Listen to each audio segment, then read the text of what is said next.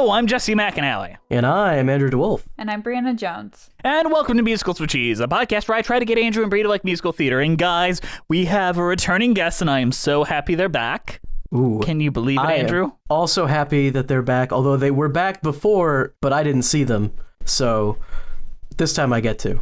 Yeah. It's great. And we also did an episode of their podcast that has yet to be posted. Maybe it never will, but it was a lot of fun to do it.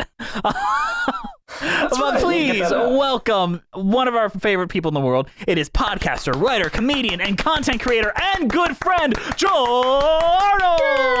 Oh, come in and know me better, man. He's quoting from the movie. That's right.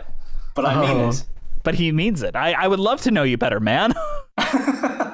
Yeah, I don't know what the comma exactly is in that sentence, but I get warm vibes from The Ghost of Christmas Present. Me too.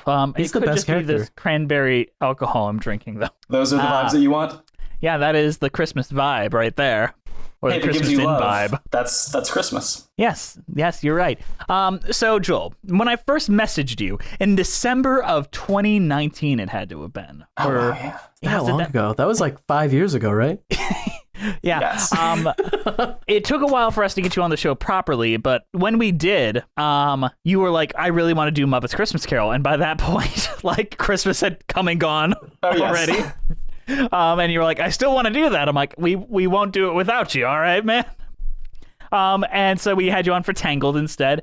And now here we are to finally pay the piper. Yeah, the prophecy has come true. I'm so excited. I was thinking, I knew it couldn't happen at the time because of when you messaged me. I was like, maybe they're bad at their jobs and they haven't recorded Christmas yet. I was like, no.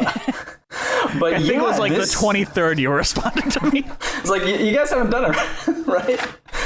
Yeah, this I think is like one of my favorite movies overall, if not my favorite Christmas movie. And I think just a perfect film. No notes. So yeah, I love talking about it. All right. In case you haven't picked up on what we were throwing down, this week we're talking about A Muppet's Christmas Carol. Cue the music, Brie.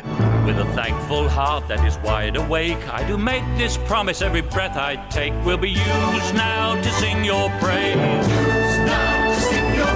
to beg you to share my day. With a loving guarantee that even if we part, I'll hold you close in a thankful heart. I will hold you close in a thankful heart.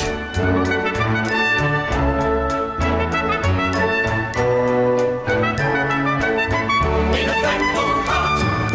The Muppet Christmas Carol is a musical with music and lyrics by Paul Williams and directed by Brian Henson, based on A Christmas Carol by Charles Dickens.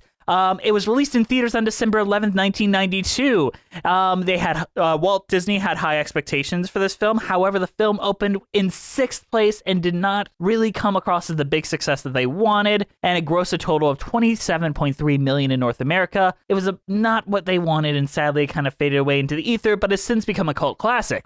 So the plot of this is the Muppets perform the classic Dickens holiday tale, with Kermit the Frog playing Bob Cratchit, the put-upon clerk of stingy Ebenezer Scrooge, as played by Michael Caine. Other Muppets, Miss Piggy, Gonzo, Fozzie Bear, and Sam the Eagle, weave in and out of the story, while Scrooge receives his visits from the three spirits of Christmas, past, present, and future. They show him the error of his self-serving ways, but the miserable old man seems to be past any hope of redemption and happiness. All right, we got all that shit out the way. Andrew, you're a longtime Muppets fan. We've set this up in our many, many episodes before this. Yes.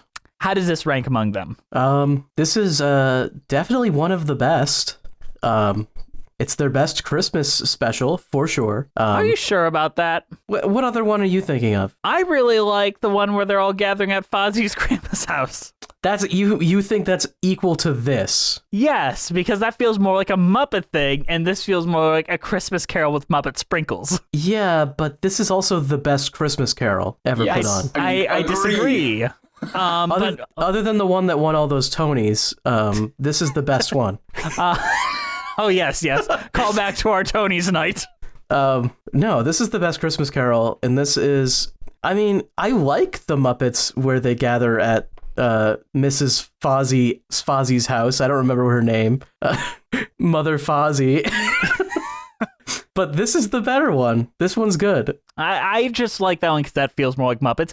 And I will say I do miss the Jim Henson touch in this film, considering this is the first big budget film without Jim Henson's involvement. It doesn't feel as gone as it does nowadays, though. No, I agree. This one still feels like a Muppet movie, whereas some of the more modern stuff, it's like they don't even know what the Muppets are anymore. I mean, I like the Haunted Mansion. I think that's gotten it more right than, say, something like Muppets Now. Yeah.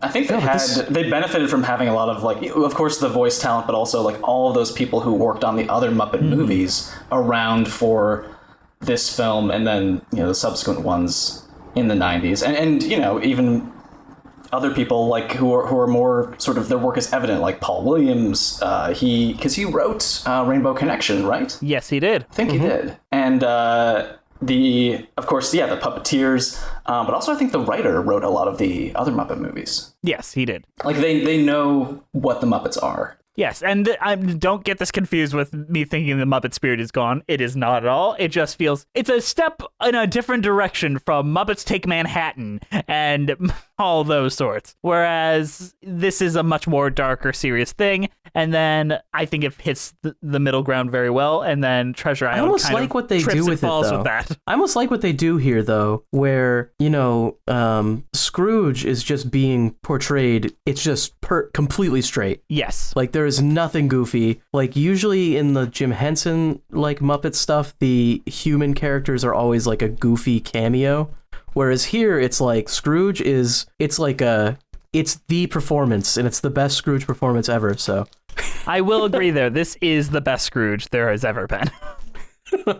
Yeah, it certainly beats a recent one I've seen by Kelsey Grammer. Yes, which I did make Joel watch because, Andrew, remember 2 Christmases ago where we did like 3 different Christmas Carol adaptations for our holidays, where we did Scrooge and this and the 2004 Kelsey Grammer musical. And we were very positive about that when we watched that. Maybe it was just in comparison to Scrooge, or maybe we were just on acid or something, but I think we really like that, and I think the score to that is very good and better than this one, to be honest. Possibly, but I mean, this is a Muppet, and it's not a true musical. This is a Muppet movie. It is a Muppet movie. I think as far as the better musical, I think goes to Alan Menken, but for overall better experience, it goes to the Muppet Christmas Carol. I'll tell you, I had a tough time separating the two of them. It's a televised.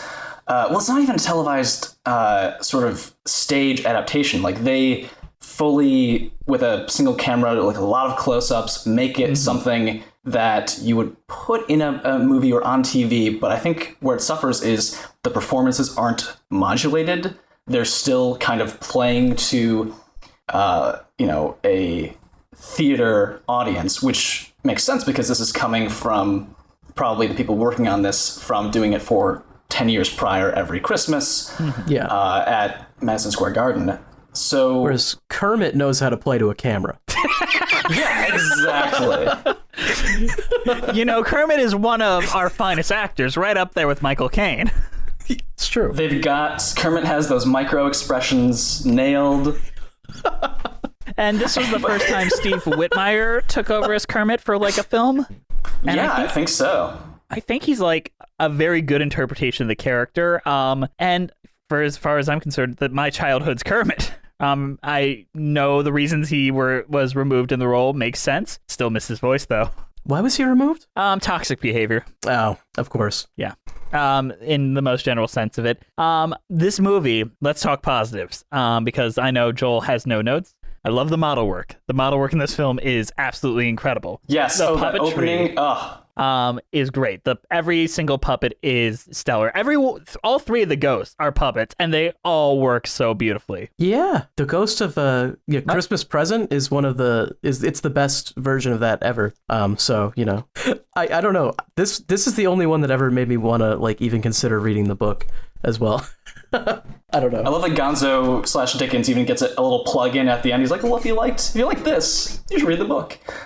The present, I watched the behind the scenes making of featurettes, and they had someone in there. They had another puppeteer working a mechanical rig to move different parts of it, but it seems so seamless, and he seems like the most alive. I will say, yeah, I agree in the moment, but watching those bloopers where you could just tell it's a man that can't see running into extras, it is incredible. And the puppet feels no remorse, just has that big dumb grin as he's walking in it is. If you can track down the bloopers to a Muppet's Christmas Carol, please do. They should be so lucky. I bet him running into you feels like a candy cane in your mouth, in a good way. In the world. The Christmas Past was really scary to me as a kid. The way that looked is unsettling in a good way. In HD, I was more unsettled. I wasn't scared, but I was I got a clearer look at it than on the VHS. And yeah, I don't know if it doesn't hold up or if that's exactly what they were going for, but because it's a sweet child voice, very innocent, very kind, but then a little spooky visually. Yeah, and they did that by putting a puppet underwater, then shooting it on a green screen, and that is a very effective, terrifying, good effect, especially for that being the first ghost. And then we immediately offset it with the most pleasant looking Ghost of Christmas Past in the world, or Ghost of Christmas Present in the world. And then the Ghost of Christmas Future is still a puppet, very effective. I love his pointing. Yeah, I will say, if I do have any negatives to say about this adaptation, the best part of the book and the most effective part of the story is the Ghost of Christmas Future section. And it feels like we speed run through that for the sake of the kids. Yeah, I don't think they wanted to scare the kids too much. Because it gets kind of scary when the future is showing him all the horrible things that happen. Yeah. I don't know. And I like elements like how Scrooge is so in disbelief about it that he doesn't want to look at the gravestone and keeps trying to find ways to not look at it. That's some brilliant performative choices there. It's just that I miss when people are plucking shit off of his body to sell. I miss elements like that are just really messed up. They did. I like that it imply it. They have it implied that they're going to do that, but they don't show it. I like that it keeps a little bit of mystery we know. Scrooge knows. But there's a plausibility where they've, gone through his house and taken the blanket off of him, but this could be someone else's blanket. It could be someone else's exact damask curtains. And really, until the end, he's sort of in denial, as he's been with a lot of things that's him. Exactly. Is there anything that you think, adaptation-wise, this improves upon from other adaptations, where it exceeds where other adaptations fail? I think having Gonzo as Dickens, as a narrator, works really well. It's a guide that can give it, at times a literary quality, at times shift tone by keeping things lighter. But yeah, it can also provide that extra hint of gravitas or tension, even that interiority, and just providing information about Scrooge's state of mind when early on he would be betraying sort of nothing on his very cold stone face. I think it's a perfect balance because it takes you along with the story, and there's so many good gags that can be happening on the side. Anything with Gonzo and Rizzo interacting with the world is just kind of delightful and keeps you buoyant while Scrooge is going through a relatively painful process of looking at his life's regrets. And basically I think it really is that gut punch when they leave for Ghost of Christmas Future that you kind of realize how instrumental they were in I guess what Marvel movies try and do now, but I feel like they do it maybe even a little bit better, but keeping things light. Yes, and they know when to leave and let the moment sit too, which is great. But the best part about having Dickens Gonzo there is they get to introduce a lot of elements from the book, like the poetry of the actual descriptions, like the Marleys are dead to begin with, which is the classic opening lines of the book, which is very hard to integrate into the story. Not possible, really, unless you open on a shot of their gravestones or something. That's what they did in the Jim Carrey adaptation. We'd literally start with the Marley's body, and then Scrooge takes the coins from its eyes. The Jim Carrey movie has some bad choices, but that is one of the few good ones that are like, okay, that's a good way to get that line in descriptively. I like how, because everyone around him is a Muppet, Scrooge is like literally looking down on everybody all the time. And it's like a weird thing that's kind of not intentional because it's mostly because all of them are puppets. But like he literally is looking down on everyone around him. Except for near the end when he lifts people up onto his shoulders like Tiny Tim. So yes, and he comes down to their level a lot more in the end scene too. I don't, maybe that's intentional. Maybe I'm just reading a little too much into it, but I like that. Hey, Andrew, you get a lot of shots. You get a lot of shots of Scrooge where he's like looking down. This is the director of the Happy Time Murders. This isn't like someone that's like just doing nothing. Bruh. It is baffling to me how good to me this movie is, and just the sharp descent by the time we get to Happy Time Murders. It's Happy Time Murder. How did that get made? It's Roger Rabbit, but puppets. It's a concept that sounds good in one sentence, but horribly in practice, horribly executed. Yeah, but yeah, I agree that I love how many of the lines from both sort of dialogue, but also narration makes it into this. And I will say that. I mean, overall, I was appreciating, I think this time more than ever, maybe since the last time I watched it, that this is a message about slumlords and landlords in general needing to like shape up, and that capitalism has failed us. Like it's not really... It's a Dickens story. I mean, that's what they're all about. It's not shy about that. Like it maintains the themes. Yeah, except Muppets.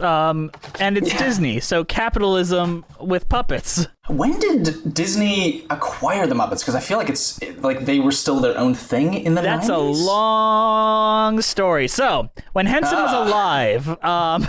all right, here we go. Let's do it. When Henson was alive, he wanted to sell to the Disney, but Disney wanted all the Sesame Street characters. And Henson did not want to sell them because they wanted them to stay with PBS and to stay free for children everywhere. But now they're on the HBO, so that's a whole different story nowadays. So the negotiations were falling through, and then while they're working on Muppet Vision 3D, which is the last big project that Jim Henson had a hand in, Jim Henson dies of preventable pneumonia because Christian Science, and then his family did not want to broker a deal with Disney where there was an all-out buyout of the Muppets. So at that point, they were a free agent that could, kind of like how Marvel was early on, where they would go to different studios and then they would be distributed, but they made their own films. So that's kind of what this was, where they partnered with Disney to help get it made, and then Disney didn't like it. They did one more, which was Muppet Treasure Island. That wasn't really the success they wanted. And then the Muppets became a free agent where they did a bunch of films for other companies. That's where you get your Muppets from Spaces and all that. And then in 2004, 2005, they finally got the purchase through. Disney bought the Muppets, and the first thing they make is the Muppet Wizard of Oz, which is dog shit. They buy the Muppets, and then immediately they shoot Kermit in the back of the head. But in that time, they did a lot of other stuff. Like, if you remember the Muppets Christmas, like the Muppets did a It's a Wonderful Life parody where Kermit gets to see what the world would be like without him, and that was for Universal. Didn't a long time ago we talked about how we were going to cover that, and then we never did? We never did, because it's just too good. We can't quite cover it yet. It'll happen one day. It's too good? Is that what you just said? No, I mean, it's too good for us. Like, it would be a fun thing to chat about, but like in that same special, it implies that Kermit being alive caused 9/11. Because in the universe where he doesn't exist, the two towers are still there. Oh. Which could have just been an in-joke, but... Could have been an in-joke. But if we're talking about the Christmas specials and in-jokes, just recently on Disney Plus, they added, I think, the last Muppet movie that Paul Williams did the music for, which was Muppets Letters to Santa, which aired on NBC, another, like, big Muppet thing. And both Jane Krakowski and Jesse L. Martin from the other Christmas Carol musical show up in it and have song numbers. So it's all connected, is what I'm saying. There's so many adaptations of, like, Christmas Carol and stuff that, I mean, it's bound to happen at some point. I guess. Or Jesse L. Martin and Jane Krakowski were just on retainer on NBC. One of those two things have to be the truth. Yeah, you've got 30 Rock and a long-standing relationship with Law and Order. Like he was my guy, along with Lenny Briscoe. What's his name? The candle in Beauty and the Beast. I don't know what's his name. Jerry Orbach. Yeah, Jerry Orbach, of course. Also from the musical where they sing. Yeah, Chicago. He was in that. He was also the one that put Baby in a Corner. That's right. Yeah, we're going all the way to Dirty Dancing. As produced by Dori Berenstein, who runs this website that we're currently on. It's all connected. Whew, I feel like a Kermit, like, rah! Is deserved right there. Yeah. Hi, Dory. You made a good movie, and a couple of them, actually. The Prom's good, too. So, back to Muppet Christmas Carol. I know that Joel has a lot to say. What do you have to say? I was literally going to transition to your thoughts. No, yeah, sorry. I'm excited, and also the stream is like cutting a little bit on my end, I think. So I'm just like, I think one thing that I appreciated about this movie, in contrast to, like, it was an interesting exercise to see this Kelsey Grammer, Alan Menken version. Kelsey Grammer doing like the worst like frown upon his face. Like it really looks like he's trying, and it is a cartoon. It's horrible. But what I appreciated is that whereas that story took, I think, aspects of Dickens's own childhood and gave Scrooge a specific motivation, saying like his dad was thrown in prison for paying his debts. We talked about it. I was like, what? But he says directly to Scrooge, just like, make your fortune and then keep it. Keep all your pennies. Like, hoard wealth. So I'm just thinking, like, this is a story of a overcompensating trauma response for this, like, poor kid grown up rich, and like there's so much sympathy built into that backstory. It felt like, I don't know, the Fast and the Furious, like retconning a villain to be like, no, he was actually sympathetic the whole time. Almost like Scrooge should be just like not evil, but just like closed off, like inhuman. I guess the way the first song portrays him, like we never even see his face until the end. So I guess I appreciated that.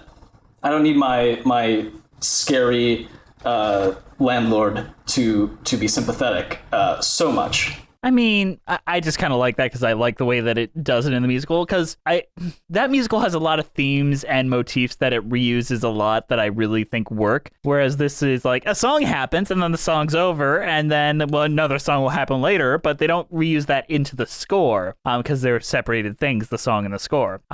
You get one reprise, which is The Love We Found, which is a reprise of a song that isn't even in the movie anymore. Oh yeah, we're gonna talk about that. I got beef with. You want to talk about that right now? Yeah.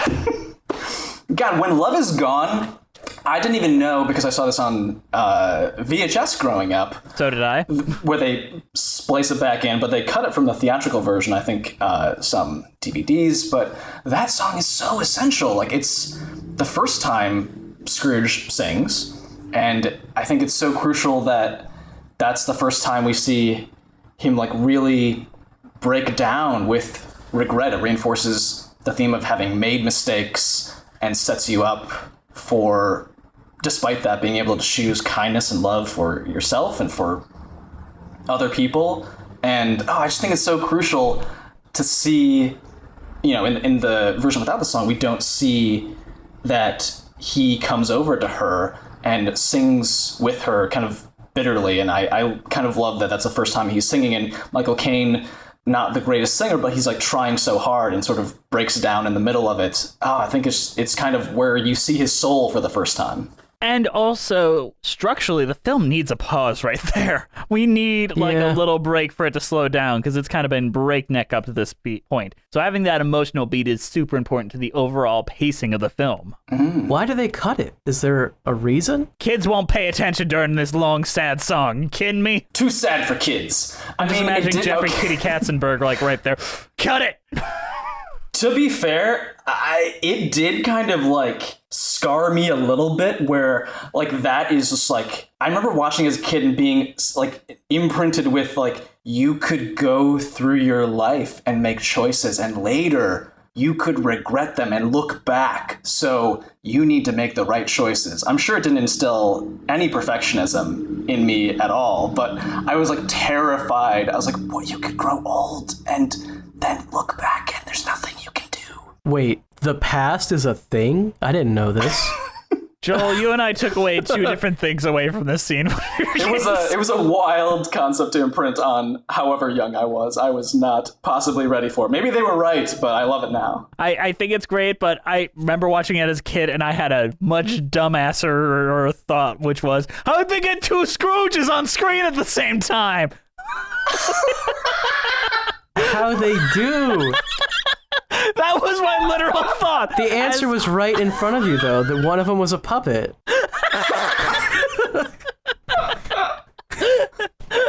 Like, Joel is so overcome with emotion, and I'm just like, the practicality of filmmaking and not understanding that different actors can play a younger version. Wow, How you did they didn't get the understand. technology to age a man 50 years? I was like, they look just alike. How'd they do it? It took them 50 years to make this movie. It's the Boyhood, the Muppet Christmas Carol Boyhood. Linklater, you got took nothing on 50 this. It took 50 years to make. Merrily We Roll Along's 20 years to make, so got 19 more years to wait till the next Yeah. Sondheim movie musical. Yeah, I'm really excited for that one. I can't wait. I wonder if we'll still have this podcast when that movie comes out. I wonder if I'll ever get to see that movie. You know, we'll find out. I'll be 47 or something. There are people right now that are like, man, I really like Merrily. I'd love to see a movie, and they are like 80 years old, and Yeah, they'll like never Steven get to see it. Sondheim. They'll never get to see the movie because you decided that you have to take 20 years to make a movie. If there was ever a musical to do it with, I'm glad they're doing it with Merrily. All right, let's move on, because we got to talk about this show. Bruh. Was there anything that didn't hold up? Because this is a 90s movie, and there is some light CGI elements used here. Are any of those elements dated? Nah, it all looks perfect. Flawless. All right. Yeah, that little knocker like still scares me, turning into the face of Statler or Waldorf, whichever one that is. Yeah, they never clarify, like, which one was it? Is canonically... Are they distinguished? they're- I'm sure they must be. They are distinguished. I believe Waldorf is the shorter one, and Statler is the taller Oh one. yeah, top Google results when Googling Old Man Muppets is which one is Statler and Waldorf? Waldorf is the one with the pug-like face. Okay, rude. Oh. Mustache and white hair. In almost all productions, Statler appears on the audience's right and Waldorf on the left. I mean, that's not true here. He appeared on the door handle. There is the part where they heckle what was his name, Fozziwig or whatever. Yeah, and that they're part's up in the audience. That's great. My favorite little touch is that Fozziwig is there in the end sequence to imply that he's a trillion years old and still kicking. No, he's also best friends with the schoolmaster. Yeah. Yeah, that's probably how he got the hookup. They're just both Scrooge, hanging out. his first job. They're like, yeah, here you go, old. I mean, that's how capitalism, cronyism works. Just connections on connections. It is the American way. I mean, the British way. There's so many small asides like that are, I think, improv. From the making of, like there are a few moments that you can, I know for sure are improv, and they add like so much. Like what? The jelly beans that Rizzo leaves, and he's like jumps down off of this gate, and Gonzo like fails to catch him, and then he just like runs back under. Like that was just like something they came up with on set. I'm like, that's a fantastic moment. And then like the little kiss on the nose right after, like, oh, that's so sweet. Like, that's something you can't write. That's just got to be something natural in the moment. Which, improvising is a difficult feat, and doing so with puppets, even more so. So these guys are brilliant. And doing so in the structure of a very like set story where it doesn't have a lot of room for that, I think is impressive. Mm-hmm. Well, Joel, I know we have said a lot about this film, and you know what? Who cares what we think? It's time for us to compare our opinions to those of the geniuses and brilliant minds over at Letterboxd.com. It is time for previews! It's time for previews. It's time for previews. Joel, are you aware of this segment that we have? Yes. It is 1 star or 5 star, where Bree and I are going to read reviews, and you have to guess whether it's a 1 star or 5 star. You're going up against Andrew. Joel, I'm on your team. Okay. You and I, we're a team. We're going to try to make this work. Bree, you're on Andrew's team. All right, I'm going to rely on you to cross it off. Do you want to start, Joel? I'll read the first review. Yeah. All right. Oh, God, I'm blind. I am a blind. Do you want me to make it bigger? No, I can do it. I got it. All right. All right, you got to guess. Is this a 1 star or a 5 stars? Yo, what the fuck? That's it? That's the full review. That's a 5. That is correct. Yes, because they felt feelings they didn't know they had. Yo, what the fuck? The love is gone. All right, Andrew, are you ready? Oh yeah. Okay. Tiny Tim death funny. My Google search results. Basically. That's a 5 star. Nope, it's not. It's a 1 star. Oh. I went with my gut. Well, don't do that next time. Tiny Tim death funny. All right. Are you ready, Joel? Yes, I'm ready. Scrooge was already depressed without Kremet. It's like being diagnosed with stage 4 cancer, then having a sleepover at Harry Glitter's house. Whoa. Dude, what? What's going on here? Who's Kremet? Kremet. Kremet the Frog. I mean, this is a read. I'm sure there's something going on in Scrooge's life, but I like to think that he's making these choices actively. He brought this cancer on himself. 1 star. That is correct. Red scarf? Scrooge is a Swiftie.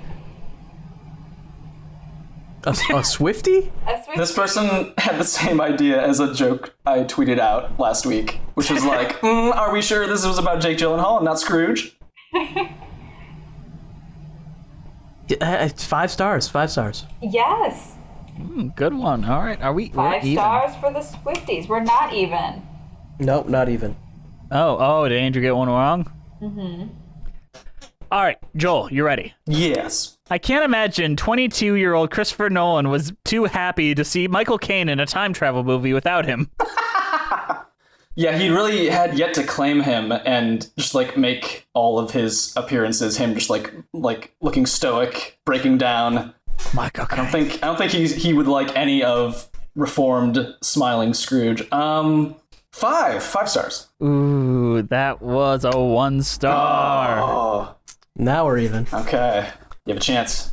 Right. No, you're not even. You're not even. You have to Oh, get you're this right. one You're right. I have to get this one right. Let's see. Okay, ready? I get the employees hating Scrooge for being a jerk, but nobody wants to consider the vegetables hate him because he eats their kind. Bit of a different deal. I mean, that's like fair. Oh Lord. I'm gonna go with 1 star. 1 There star. you go. That's how you tie it up, Andrew. All right. All right. Joel, we gotta take this back. Okay. Moral of the story, give everyone money and they'll love you. It sounds like they don't mean it, but that is a good moral in a society where the state can't provide, capitalism has failed. 1 star. That is correct. Oh, okay. All right, Okay, Joel, okay. we're on the rebound. round the rebound. All Muppets deserve death. I mean, my gut is saying 1 with that because that's pretty. Hello, more Muppets. I'm gonna go with 1 star because that's. I mean, how do you say that and like the movie? You're correct. All right, Joel. Well done. Yeah. The Ghost of Christmas Past was fucking terrifying. Now, are they someone who likes a scary movie in their Christmas movie? I'm gonna say 1 star. That is correct. Oh, okay. All right, Bree. Crushing it, Joel. All right, Andrew. Mm-hmm. For those clinging onto some hope that Disney Plus will feature the film in its entirety, need to let it go. Pretty though it may be, it looks like we'll have to stick to the old DVDs or Laserdiscs once again for the fuller version. Humbug. Joel, did you write this? So I don't even know what to think of that. Because this is a review. This is not a review on Disney Plus. This is a review off of Letterboxd, right? So they're not technically reviewing the Disney Plus version. They're reviewing the movie, but they're complaining about Disney Plus. I want to say 5 stars because it sounds like they like the movie. So I want to go with 5. No, the 1 star. So I would have given it 3 because it's still the movie you like, just with a little part cut out. But they're reviewing the movie. They're not reviewing these things. They don't make any sense half the time. Yeah, that's the fun of this game, Andrew. That's the challenge of this game. It's barely a challenge though. Half the time it just feels like luck. You know what I'm saying? All right. Why? Oh, wait, no, I don't want to do that one. The rat in this movie is my boy. I mean, true. This is a starring role for Rizzo the Rat. He doesn't get one again. This is kind of his only chance to be in the sun. I think, I wonder, he gets probably a little more screen time here, I'd guess, but he's just as involved in Treasure Island. I think he's also quite involved in Muppets from Space, but nobody likes that one. Yeah, that was the real Spider-Man 3 of the Muppet movies. I mean, the creator of Gonzo doesn't consider it canon. Oh, really? Yeah. There's no reforming that one unless you do an MCU and you bring in Sandman later. We can't compare that to Spider-Man 3. Spider-Man 3 is a bop, dude. Ooh. Andrew's quite on the Spider-Man 3 redemption trial. I've only seen it the one time and I hate it. Maybe it's really funny. You got to go back and watch it. It is really funny. I will say expectations. All 3 of them are very funny movies in different ways. Rizzo was my boy. 5 stars. Yeah. Yes. That one was an easy one. I mean, come on. This is camp. Yes. 5 stars. There you go. Yeah. I guess I got an easy one too. So. Who wouldn't like camp? All right, Joel, you ready for a difficult one? Oh, yeah. All right. V? Question mark? V? Is that what it was? No, V. The letter V with a question mark. V? What? V. Is this refer to some character? Is this a code? Ooh, for Vendetta.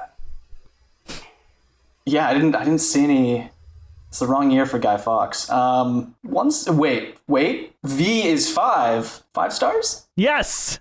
That was my exact thoughts of why this. That was very clever. Good job, Joel. Whew. Is Joel going to dethrone the champion today? I feel like I've already lost at one point, but okay. I don't think you have. I think you've tied at best, at worst. Are you ready, Andrew? Sure. Justice for Tiny Tim. Yes.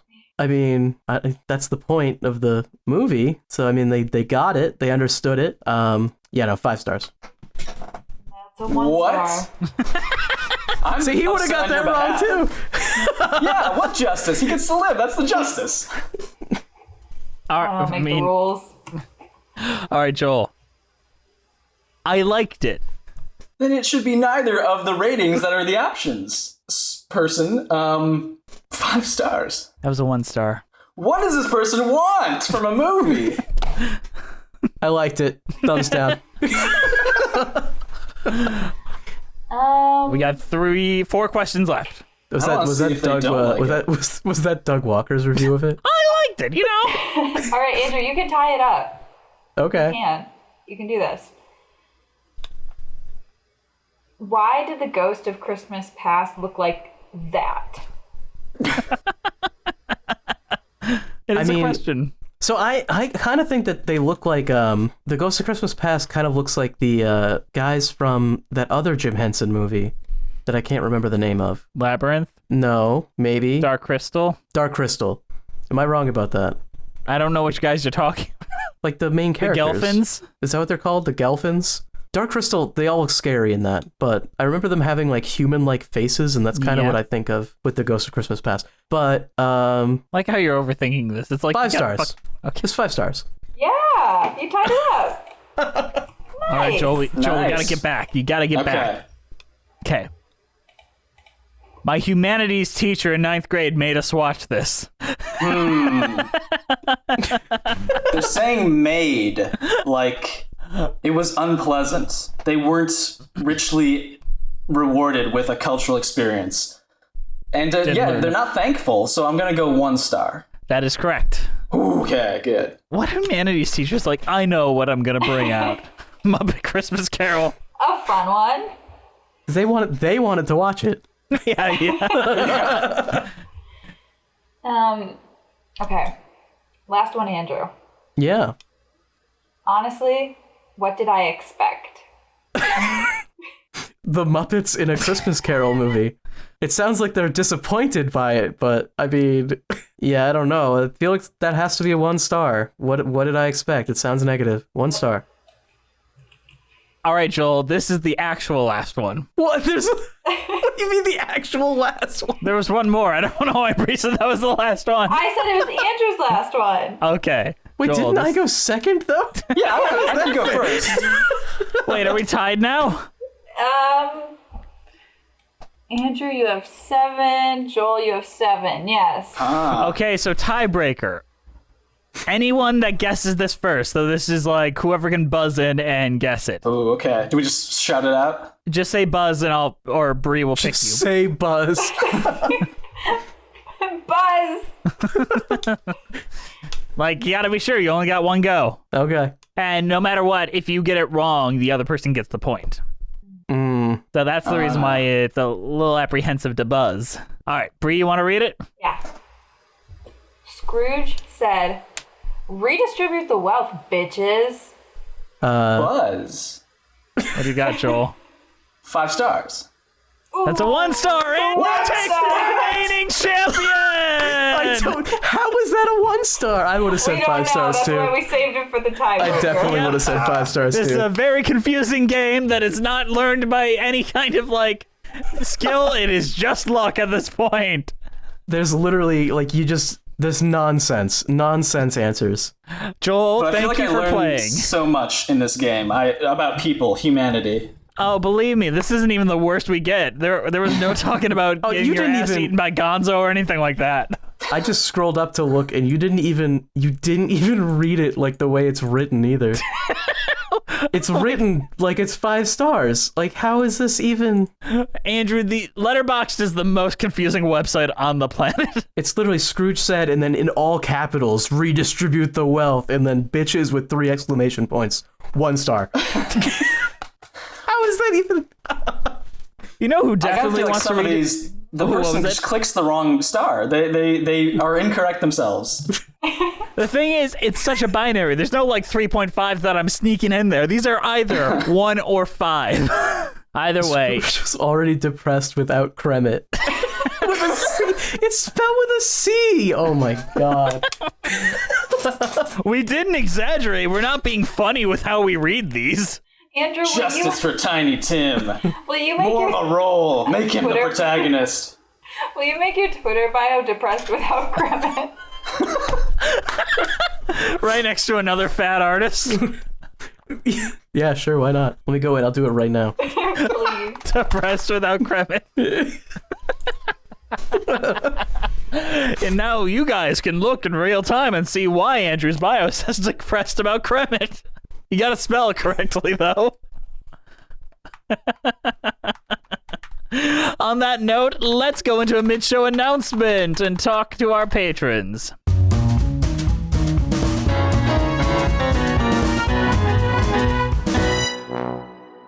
Hey guys, sorry to interrupt the middle of the show, but we've got a shill at you. Today's show is brought to you by the extremely kind donations by our donors over at Patreon. Patreon's a place where you can get tons of fun content, like me and Joel counting down the horror villains that would make good musical people. Like, that was a lot of fun fun time. when we did I liked that. We're doing a lot of other stuff. Me and Freddy Liz Krueger are is doing number 1.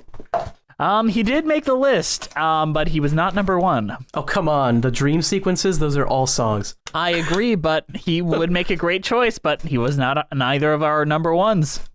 Unbelievable. My number one. Yeah, if you listen to the episode, I think you'd agree with us, to be honest. We make compelling arguments. But we're currently doing Encore on there, me and Liz. It's a lot of fun, if you can check that out. Also, you got tons of commentaries with me and Andrew. We did a Rent commentary. Maybe we'll do something this Christmas, a little fun thing or two down there. But Andrew, why don't you tell us who's supporting us on Patreon? All right. Our current patrons are... Melissa Goldman, Terry Needleman, John Donna, Leighton Ackles, Danielle Renix, Jess the Stampede, Ewan Cassidy, Tess Skier, Monica Thoreau, Mina Maneri, Brent Black, Haley Murray, Nathaniel Stacy Coombe, Joseph Evans Green, Carrie Ahern, Mary Lou Choquette, John Van Als, Russ Walker, Musical Hell, Emily Gracie, To Blam, Kyle Summers, Janae C., Scoot in the Technicolor Dreamcoat, Liz Lim, Allison Stoller, Nothing is Certain Except Beth and Taxes, Thespian, Ren Cullen, Wait in the Wings, Raphael Martinez Salas, Robert Benjamin, Jessica T., Mitchell Young, Chai Teacup, Katie McDonough, Timothy Keys, Jeffrey Machado, Chris Marcotte, Tamimu Robinson, Kiji Marie Anastasio, Leela, RJ Noriga, Sebastian Canino, Avon Reagan, Lizzie Haynes, Charlie B., Patrick Deering, Courtney Schreiner, Joe Avery Brinson, Mary Lynn Brown, Mel Cormack, La Femme Fictionale, Bjorn Hermans, Trinice Massey, August Gorman, Mac the Knife, Erica S., Toriana Vestal, and Sammy the Most Lopez. They give us a little extra financial support that helps us keep the lights on here, Musicals with Cheese. If you'd like to join them in keeping our lights on or whatever the fuck, come join us over at Patreon. And you will also get video episodes of the show, and you can see Joel's beautiful face and how wonderful he's looking. He's wearing a suit and tie. He's dressed to the nines, and oh my goodness, he's now tap dancing with a bear. How'd you get that bear into your apartment? Jeez Louise, Joel, that looks dangerous. You're going to go into a real Timothy Treadwell situation if you don't keep your distance. Well, if you want to see that, you should probably join us on Patreon. Well, how about we get back to the show, guys? Let's do it.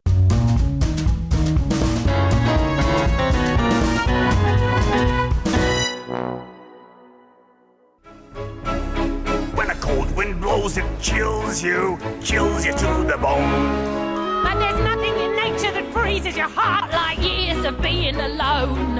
It paints you with indifference like a lady paints with rouge. And the worst of the worst, The most hated and cursed is the one that we call Scrooge. Yeah. Unkind as any. and the wrath of many. This is Ebenezer Scrooge. There goes Mr. Humbug, there goes Mr. Grim. If they gave a prize for being mean, the winner would be him. Old Scrooge, he loves his money cause he thinks it gives him power. If he became a flavor, you can bet he would be sour. So the opening number is Scrooge, which I think is a very effective opening, very, very well shot. Like, as far as, like, musical numbers go, this film does them all very well. This one is the standout, though. Yeah, I think it's so effective at characterizing him. I mean, it's literally people saying what they think about him, but I like that before he comes on, we get the vibe of the streets of London, and it's an opportunity for jokes among all the Muppets, the vegetables. It's chaotic, and it also shows, like, people in contact with each other, like humanity on display. And then Scrooge enters, and he's just so, like, purposeful in his walk and removed from everyone else. Like, he interacts with no one, and just, like, seeing his cape behind him is, I think, effective at having him just be this, like, void of hate. And honestly, I feel like this is like a roast song that rivals, like, You're a Mean One, Mr. Grinch. It's great. Even the vegetables hate him. Even the vegetables hate him. I think it's a fair song. The rhymes do tend to get a little goofy. No cheeses for us Mises. Look, that rhymes if you squint hard enough. I do tend to give Muppets a lot of leeway with that stuff. I know they're not trying to do Sondheim work, but, you know... Look, Jess, you know, it was good because I laughed. I mean, if a joke lands, a slant and rhyme can be accepted, but is that joke really good? Yeah, no cheeses for Mises. I guess we all know what our cheese ratings are. I think it all really works because of the payoff of Michael Caine's incredible face at the end. Like how he just ignores them singing. It's very good. There's not much more to say. Yeah, the lyrics are iffy, but the song works. Song works, and it's good enough for the Muppet Christmas Carol. You know, I don't want to grade on a curve because I like the Muppets, Andrew. I do want to grade on a curve because I like the Muppets. I think it also, like, it gives really kind of all the perspectives depending on who's speaking. Like, you've got sort of the poor, you've got kind of the middle class, the business people. You've also got, I think, crucially, the looks like a group of women raising money for charity. And they're the ones sort of choir singing. And they're like, well, maybe he's just misunderstood. You know, maybe he's been on like a hard journey and we all judge him unfairly. And they're like, no, this is like a really good moment being like, okay, no, he's unsavable. He's the worst. Yeah, the only I always thing think that will that save him is the rest of the film is proving them wrong because it kind of is showing that. Well, he only is able to change if he gets haunted by spirits. I guess. Yeah, he's on the absolute brink. No one can see it, even the most compassionate, except two heckling ghosts can pull him back. I guess. But before we get to the heckling ghost, we have to talk about like probably my favorite like song to return to in a vacuum, which is One More Sleep Till Christmas. This song is just so cute and heartwarming and everything you want it to be with Christmas coming and all that. The world has got a smile today. The world has got a glow. There's no such thing as strangers when a stranger says hello. And everyone is family. We're having so much fun. After all, there's only one more sleep till Christmas. 'Tis a season to be jolly and joyous. With a burst of pleasure, we feel it alright. It's a season when the saints can employ us to spread the news about peace and to keep love alive.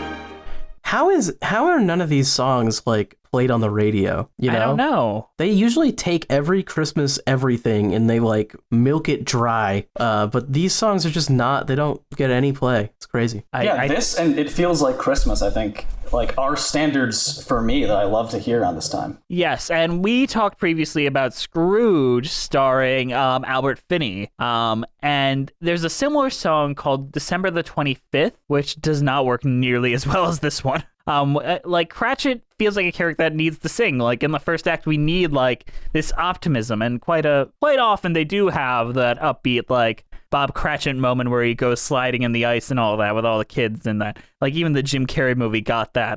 Because when I think uplifting, upbeat positivity, I think Gary Oldman.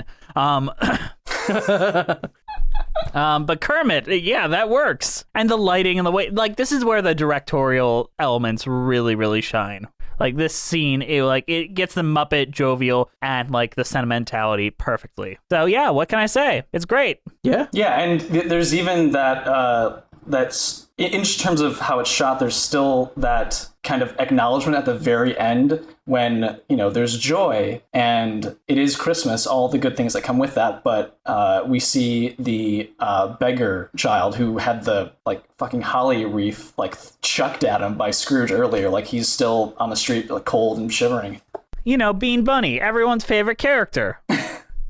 I love Bean Bunny. He's come back so many times because everyone likes him. Well, he actually has a major role in, what is it, Muppet 3D? Muppet Vision 3D, yeah. Muppet Vision 3D? Yeah, he messes things up. There was a Letterboxd review about that, like he deserves everything for what he did in Muppet Vision 3D. Like saying anything that happens to him, he is payback for that. What did he do in it? I don't know. He went into the Muppet laboratory and let out the little pixie fairy thing that ruins everything. So Marley and Marley is the next song. Marley and Marley is really good.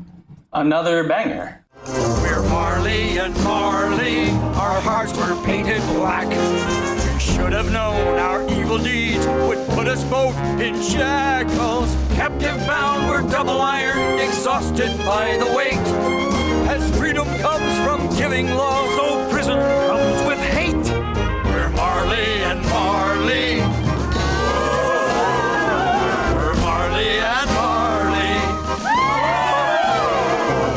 This one like is very threatening, very powerful in its aura, and it's Statler and Waldorf. Come on. I think it's fantastic, and the fact that it's Statler and Waldorf is what makes it work. Because if it was like two guys trying to sing this that were like not Statler and Waldorf, this would be so silly. But it's still so silly. Yeah, but like you accept it because it's Statler and Waldorf. Literally, I can see in the writer's room the only reason why they had this, like, be them. I can see it. Is they know that you can't do a Scrooge adaptation without, there's more gravy to you than the grave. And they're like, what if they just point out what a terrible pun that is? And they laugh. I thought our puns were terrible. Yeah, like hearing that and then reading it later, I was like, oh, that's not something they made up. Like, I feel like they're just perfectly deployed. Like, they're perfectly cast. This is like the best use of them in anything. I agree, because they aren't very well used on a lot of stuff. No, a lot of times they just show up in something somewhere because they're like, what if we just have them and they make fun of somebody? Yeah, like they're very badly used in Muppet Treasure Island, in my opinion, where they're just the front of the boat. Oh, I've never seen that one, so yeah, that sounds awful. Tim Curry's great in that movie, but everything else is bad. Not as great as this in terms of 90s literary This one is adaptations by Muppets. really good because they get to be Marley and Marley, which makes perfect sense. They're like two old men. And then also, because they're Marley and Marley, they can show up earlier to make fun of Fozzie Bear. Yeah. But it is weird that they both died on the same night. This was like the Notebook situation. Like it's they're soulmates. I mean, we don't know. Are they brothers? Are they partners? Who knows? I like the idea of them being married. I like that much better. Yeah, they're married together in hating everyone. This is avarice. I'm greed. They got into a horrible bus accident. They were too busy heckling and they got hit by a carriage. Oh yeah. I will say that, like, the chains and the little, like, lock boxes speaking is, like, funny, but it's still kind of terrifying to me. Like, in the Little Shop of Horrors way, yes. Yeah, like, they're being, like, choked and, like, strangled and, like, dragged back to hell. Like, I love how that Statler and Waldorf, just like devil may care, will criticize anyone, like kind of gets like cracked, especially when they're talking about the orphanage and how they evicted all these kids, and they're like, oh my god, that great time we had them out in the snowbank, and then they just have this like little shudder of like how it's like just giving them this horrible afterlife. I love that. But they still can't help but laugh that they did it. Like, that's the best part. They still think it was funny. Yeah, their instincts, they're like, yeah, they weren't changed like Scrooge. Ooh.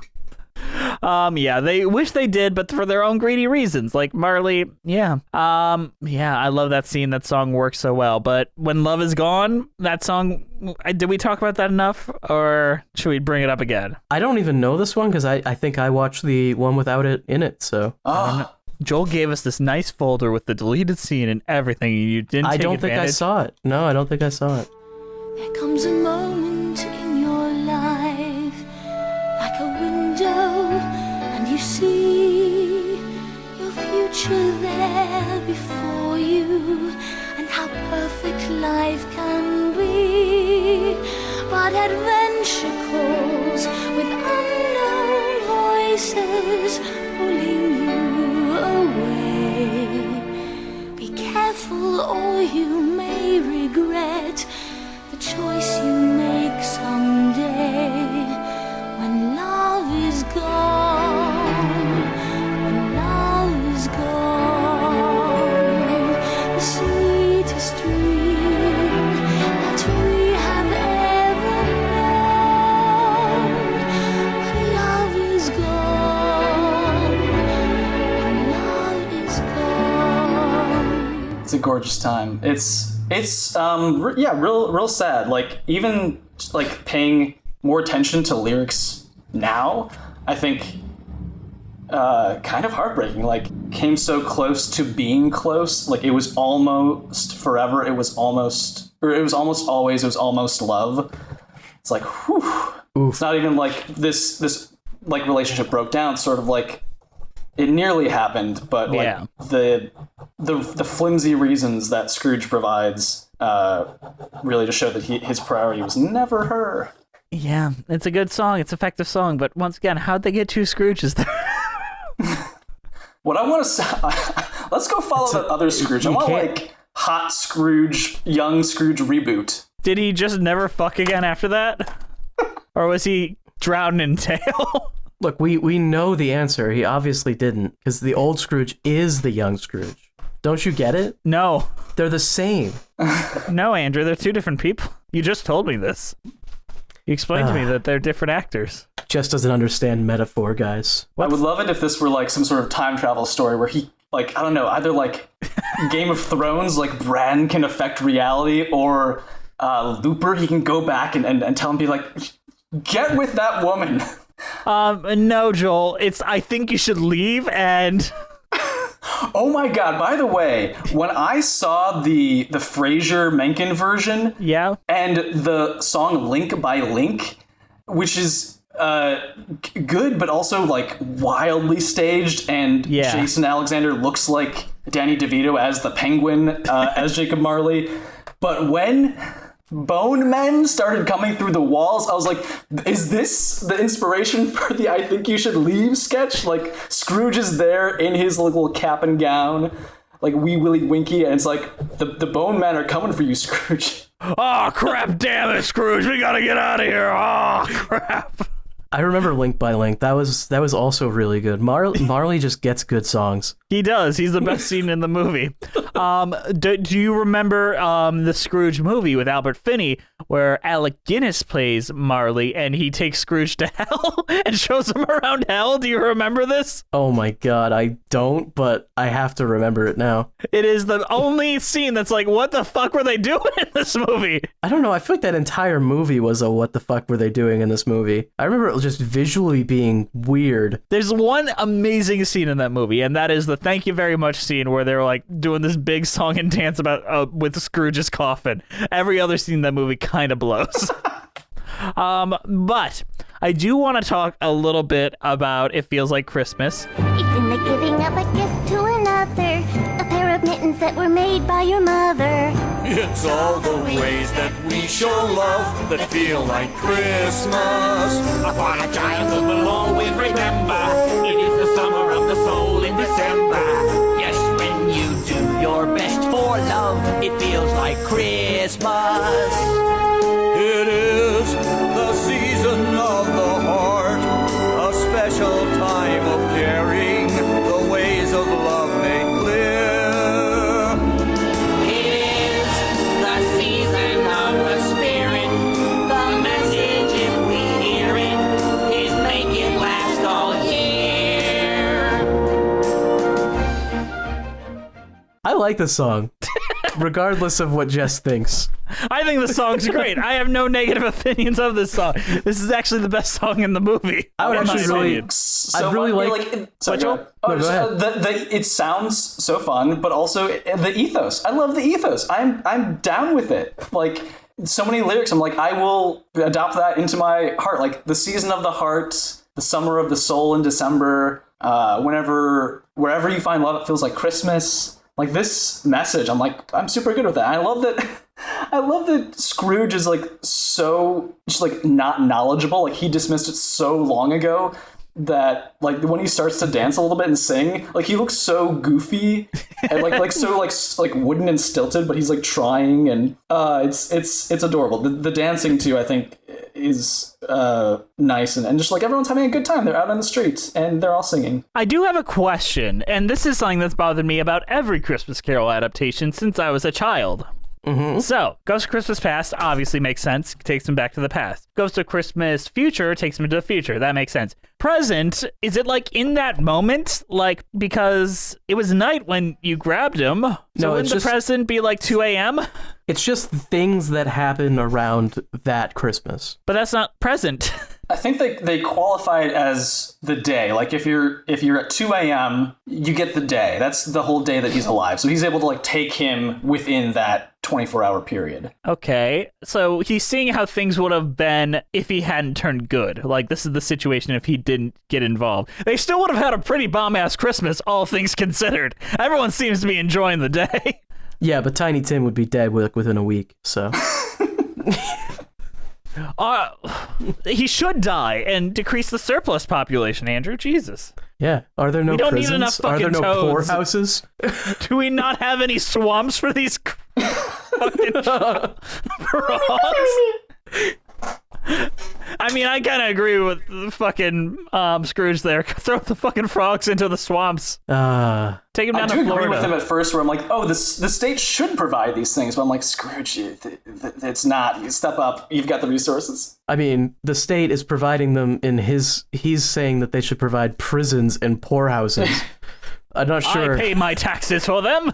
I don't know if that's the right move. Also, I'm sure he doesn't pay, like, anything in taxes. Like, let's be real. You know what? I think Scrooge is the kind of guy that respects, like, that part of capitalism enough that he's like, you know what? I will pay the government so no one can bitch at me for other shit. You don't think he's using all the loopholes he can to pay the lowest? I honestly don't. I feel like... Putting his estate over in Wales for some tax shelter reason. I don't think he's that guy. I think he will do the least amount of work possible is kind of the way Scrooge understands that he has to pay taxes so that the police can protect his property rights. Mm-hmm. Yeah, I believe the police would not just look away and pretend they didn't see anything if Scrooge got beaten in the street. Nope. All right. I guess that we have to move on to Thankful Heart, which is the final number, the big number. Michael Caine's singing voice number. Oh yeah. Wait, we're missing one. We're missing the most boring song of the dinner table where... Oh yeah, I skipped that one because nobody likes that one. Even I don't like it. I'm just like, this is a snooze fest. But what is he about? He's just like, bless us all. Nobody fucking likes Robin to begin with. Let's just start there. There's a reason why he got replaced with Walter in general in the Muppets canon. Oh, wait. Really? This is a thing? Walter is not good either, so I don't say I like Walter, but I like him better than Robin. Really? I think I'd rather have Robin, because at least he's a frog. Yeah, I don't like Halfway Down the Stairs. I don't like any song that Robin's ever sung. Not a fan of Robin in general as a character. Glad he died. Robin is just a small Kermit, but like not as charismatic. And it's Kermit's nephew? Does Kermit have a sister? Yes. Or a brother that's married? Is it a Scrooge situation where this movie doesn't really tell you anything about the sister? And you're like, what kind of relationship did they have? Hey, Kermit is a say what you will about the Macon one. That's the most they developed relationship in that movie is the relationship with the sister and mom. I will say, yeah, they don't acknowledge the sister, which kind of works for me because you just have Scrooge never going home. It's like, I will stay at school and do homework. I like it. I like Sam the Eagle. Don't tip the driver. He does. Fuck Robin. All right, let's talk about Michael Caine's singing voice. With a thankful heart, with an endless joy, with a growing family, every girl and boy will be nephew and niece to me. Nephew and niece to me. Will bring love, hope, and peace to me. Love, hope, and peace to me. Yes, and every night will end, and every day will start with a grateful prayer and a thankful heart. I don't think he's that bad. Be real. I mean, the song is written for his abilities, which makes it effective. Yes. I think if he tried to sing any other song in this, he probably wouldn't do a great job, but... I think as long as you have the energy in it for any Muppet song, you can probably nail it. Yeah. Like, if you sing Rainbow Connection with enough, like, fervor, you're gonna nail it whether you hit all the notes or not. Well, I mean, it's literally written for people doing voices and then singing in those voices. But I know you hate, like, I Wish I Could Go Back to the Moon or whatever Gonzo's song from the first Muppet movie is because of the voice of Gonzo. Well, yeah, that's because Gonzo's voice is irredeemable. He should not be allowed to sing. He's gotten better over the years. The voice has gotten more. Dave Goelz has perfected that voice into something that you like hearing. Yeah, well, back then his voice was literally just like, what's the worst sound I can make my mouth make? And then they're like, let's have him sing a song. Yeah, I've heard better covers of that since then, and that song works. But I really like this scene. I like this scene. It really warms my heart. Michael Caine's emotion is in it, and yeah. What do you think, Joel? I think it's so great. Like it really gives an anchor to kind of the montage that is him going around and like making good. Like he's just given the two men collecting for charity their donation. He's got the scarf on. He's like his ultimate compassionate form, and he's singing about essentially like what he's learned. Like, you know, the measure of a man, simply count his friends. And I'm a little like, okay, Scrooge, like, don't go at like 100 miles per hour and then like burn out on this kindness thing. But it seems like he has really like internalized the lesson. And yeah, I don't know, his singing voice, I think it works well enough for if you like imagine someone who's unpracticed in expressing emotion and suddenly has a smile on their face. I think you're willing to forgive and maybe even not even see any sort of lacking in singing ability. You're just like, you're being genuine. I'm hearing it genuinely great. Yeah. The love we found, the love we found. We're reprising a song that wasn't even in the final film. And when you have the meaning, you're like, oh my God, he doesn't get that romantic love, but he's got like the love of spirit and neighbors and family. Oh. I think there was an adaptation that also hooks him back up with Belle at the end, where she just kind of pops up out of nowhere, and I don't like that at all. What? No, I thought like, Belle was presumed dead from the plague. I didn't realize. I was looking. I mean, it's been a long time since I've read it, so I looked at a Wikipedia summary of the actual story, and I guess in Christmas Present or Future, one of the two, you see Belle with like her family and her life, and for some reason she's like, I once dated this asshole. She's like talking to her kids about Scrooge. Don't be like Scrooge. I'd write down the fucking address and then show up like, hello, Merry Christmas, I'm your father now. You want unlimited money? Your children belong to me now. The bad ending. He learns all the wrong lessons. It's like the end of How I Met Your Mother. He shows up and he's like, oh, maybe the husband's gone. You're like, want to give it another shot? He holds up the blue fucking cornet or whatever the fuck it was in that stupid show. Man, Game of Thrones and that. Finales that ruined an entire series. Yes. On that note of things ruining an entire series, what is our overall thoughts on Muppet Christmas Carol and our cheese ratings, everybody? Andrew, you want to go first? Sure. Let me see if I can come up with a good cheese rating. But as far as, I mean, it's just really good. I think it is the best Muppets Christmas special, in my opinion. And I also think it's the best adaptation of A Christmas Carol, just in general. So, you know, watch this one if you have to watch A Christmas Carol, which you don't have to, even though there are like a bazillion of them, but you don't have to watch it if you don't want to. Actually, I will say the best version of A Christmas Carol will be coming out onto your podcatcher soon. About 3 years ago, me and Andrew improv'd the entire story of A Christmas Carol, and it is still one of my favorite recording sessions because you could just feel the actual anger in Andrew's voice of having to do it. And we should do it. We should do it again sometime. I would love to do it again sometime. But we won't do Christmas Carol. We'll do It's a Wonderful Life or something like that. Oh, yeah. Send us like a short 10-page version of A Wonderful Life, and we will 100% do it and give full credit. Honestly, I don't know what to pick for a cheese rating, but I think I'm gonna go with like just mozzarella, just something. I haven't done like a simple cheese in a while, and this is a Muppets. You need to give it something simple, and mozzarella is always good. So there you go. That's fair. Joel, what about you? Yeah, I love this movie. It's one of my absolute favorites. I think best Christmas Carol, kind of my big Muppet movie, and I will give it the cheese rating of Lancashire Bomb, a small British hard cheese wrapped in a sphere of black wax, so it looks like a cartoon explosive. I have not tried it myself because lactose intolerant, unfortunately. But according to cheesewanker.com, it has... This is a reputable cheese website. I can't... Do they wank off to cheese? Maybe like in the British sense, like, oh, this guy's too passionate about cheese. Okay. What a dork. Except wanker. But it's quote, remarkably creamy texture and a sharp, mature flavor with subtle sour notes. And I feel like that's Muppet Christmas Carol. On the outside, warm and accessible to all ages with adult sensibilities when it comes to having some good Dickensian criticisms of wealth and greed and kind of acknowledging the bitterness of poverty. But it's also, a good time. That's fair. Bree, what'd you think of our discussion and your cheese rating of that? So I love when you guys hype up the Muppets. You always do.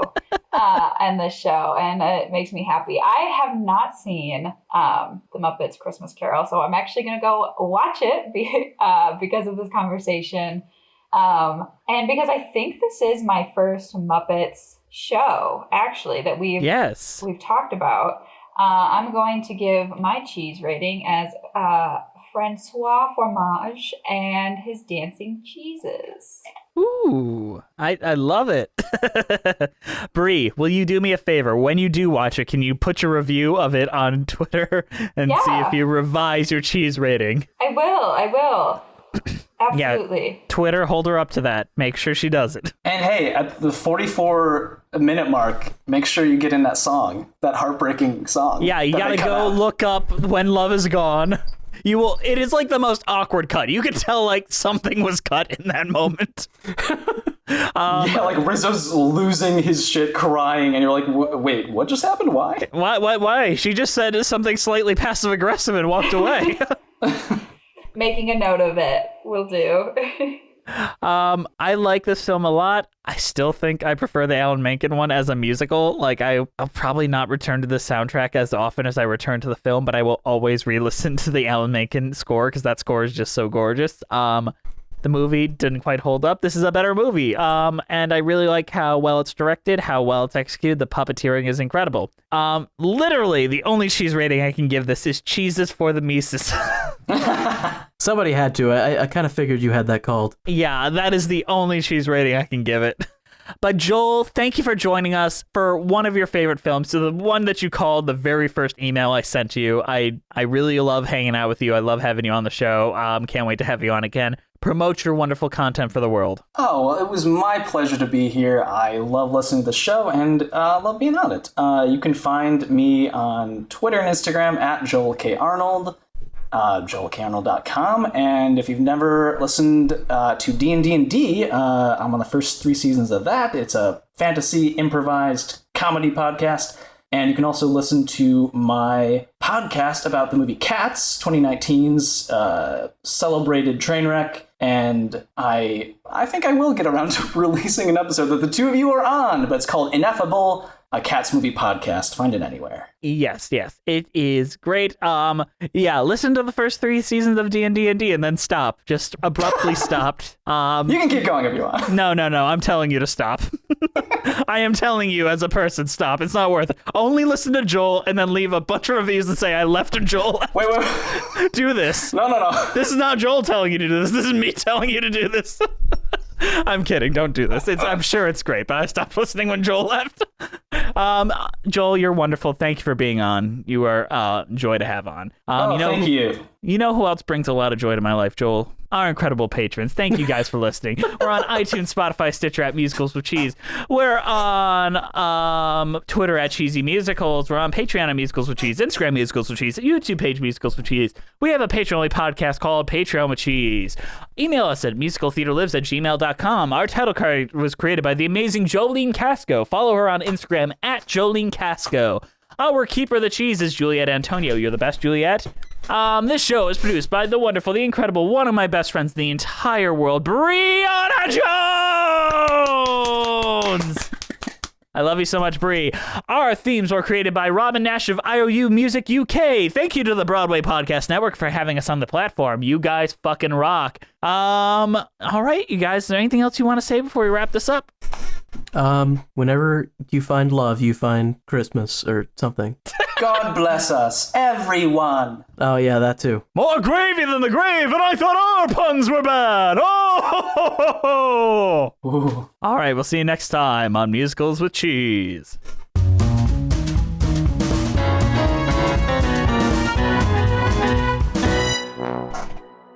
We're Marley and Marley. Our souls were painted black. Ooh.